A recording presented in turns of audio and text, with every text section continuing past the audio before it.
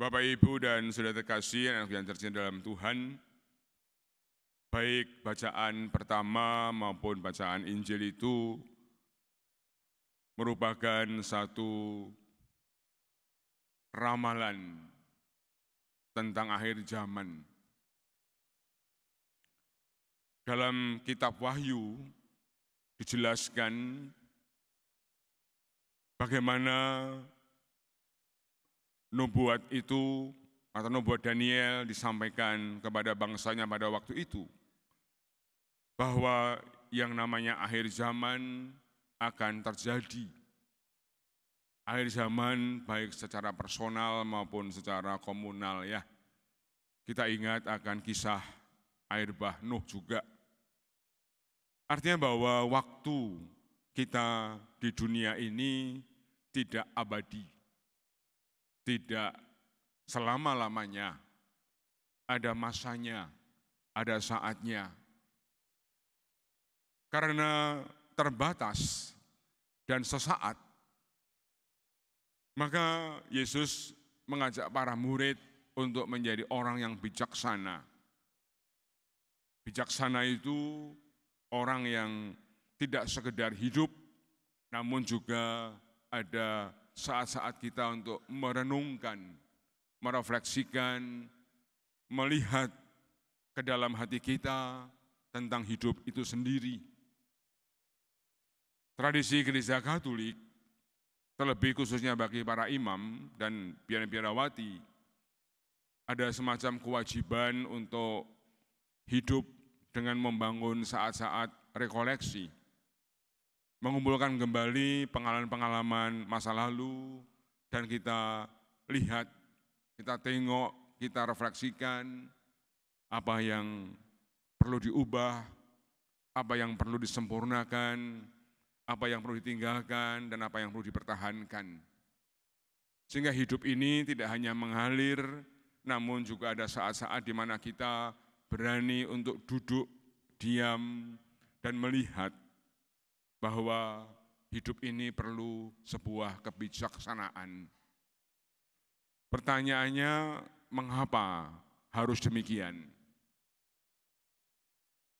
Kita menengok dari kitab Wahyu dijelaskan,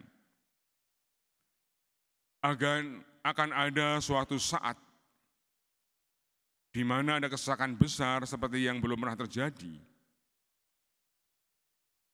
Tetapi pada waktu itu bangsamu akan terluput, yakni siapa saja yang didapati namanya tercatat dalam kitab. Satu cara nubuat Daniel untuk menjelaskan bahwa keselamatan itu tidak rombongan ya. Kalau pergi ke GBK atau pergi ke katedral bisa numpang mobilnya pastor kan. Tapi kalau ke surga enggak bisa numpang. Bahkan enggak bisa numpang suami, numpang istri. Bahwa masing-masing yang namanya tercatat dalam kitab akan selamat. Tentu lalu pertanyaannya, siapa yang tercatat dalam kitab? Dikatakan bahwa mereka yang hidupnya menjadi orang-orang yang membawa kebenaran bagi banyak orang. Artinya bahwa hidup kita ini menghadirkan pribadi yang membawa kebenaran bagi banyak orang. Orang melihat bahwa diri kita ini, betul bahwa dia hidup dalam kebenaran. Dan orang-orang yang bijaksana. Bijaksana itu pasti dalam konteks Daniel, orang yang mewujudkan hidupnya karena melakukan kehendak Allah. Dan buah kehendak Allah, kalau kita runut, adalah kebenaran iman. Maka orang-orang yang hidupnya bijaksana, melakukan kehendak Allah, yang diwujudkan dalam kebenaran, mereka itulah yang namanya akan tertulis dalam kitab. Lalu kita bertanya, kok harus demikian? Kok repot-repot? Daniel mengatakan, karena pada waktu itu mereka yang telah tertidur dalam tanah dan debu akan bangun dan akan mendapat kehidupan yang kekal, dan yang lainnya akan mendapatkan kemalangan yang kekal. Artinya setiap orang akan membuat pilihannya dan Allah akan menentukan sesuai dengan pilihan itu. Nah, kalau kita di dunia ini sudah ngawur-ngawur, ya sudahlah. Romo nanti kan ada sakramen orang sakit, ya sakramen orang sakit itu kan kehadiran gereja untuk yang sakit. Namun soal keselamatan kan Allah sendiri yang akan memberikan, ya kan? Seperti dikatakan dalam Injil, malaikat pun nggak tahu, aku pun nggak tahu, yang tahu adalah Allah Bapa. Soal keselamatan adalah soal urusan Allah. Gereja menolong bahwa misalnya dalam sakramen orang sakit itu, gereja ingin menunjukkan bahwa kamu dalam kondisi kritis, dalam kondisi harus membuat pilihan, dalam kondisi terpuruk, gereja menyertai. Namun soal pilihan hidup terletak sejauh mana kita menjadi orang-orang yang ketika hidup membangun langkah demi langkah. Apakah menjadi orang bijaksana atau menjadi orang yang hanya menuruti kedagingan kita. Daniel yang ingin mengatakan bahwa itulah cara Allah untuk mendidik kita. Bahwa hidup itu ada sebuah perjalanan dan pilihan, dan masing-masing akan mendapatkan satu titik anugerah yang terdalam. Apakah kita menjadi orang-orang yang dimuliakan bersama Bapa dalam kehidupan kekal, atau kita akan menjadi orang-orang yang mengalami kehinaan dan kengerian yang abadi. Hanya ada dua pilihan, ya, tidak ada abu-abu. Ya, tidak. Tentu apa yang dikatakan Daniel ini juga menjadi apa yang disampaikan Yesus kepada para murid. Yesus mengatakan bahwa jelas suatu saat kita akan mengalami satu titik terakhir dalam dunia ini, apapun namanya. Namun Yesus mengajak para murid untuk bijaksana. Bijaksana sebagai seorang murid adalah tahu membaca tanda-tanda zaman. Kalau pohon ara itu mulai melunak rantingnya dan mulai bersemi, itulah musim panas akan tiba. Hidup ini kan tidak sekedar hidup toh. Ada refleksi, ada merenungkan, mengapa kemarin saya kok marah, apa sebabnya, supaya hidup ini menjadi semakin hari semakin menjadi orang benar. Karena hidup adalah sebuah perjalanan untuk mempertanggungjawabkan apa yang kita buat, kita lakukan di hadapan Allah sendiri. Gereja itu menjadi perantara rahmat. Dan dalam kisah surat kepada orang Ibrani, kita juga diberi kepastian. Seharusnya kita ini menjadi orang-orang yang akan mulia. Karena Kristus telah mengorbankan dirinya untuk kita dan menebus dosa kita sekali dan selama-lamanya. Hanya persoalannya adalah kadang-kadang kita ini tidak setia pada kehendaknya.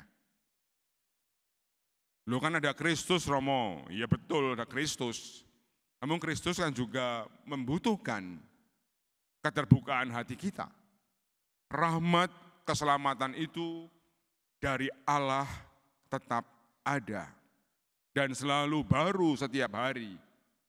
Hanya kitalah yang seringkali menutup rahmat itu. Kitalah yang seringkali membentengi sehingga rahmat tidak bekerja dalam diri kita.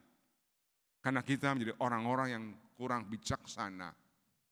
Nah, lewat bacaan Injil dan bacaan pertama dari nubuat Daniel kita diingatkan kembali. Saatnya sama, saatnya akan tiba bahwa hidup ini adalah sebuah perjalanan untuk kemuliaan di mana kita di dunia ini sangat terbatas. Mumpung masih diberi kehidupan, mumpung masih diberi kesehatan, yuk kita tunjukkan, kita wujudkan, kita nyatakan, oh kami ini sungguh-sungguh orang-orang yang tertebus karena hidup kami bersumber dari sabda Allah yang tidak pernah akan berlalu meskipun bumi berlalu.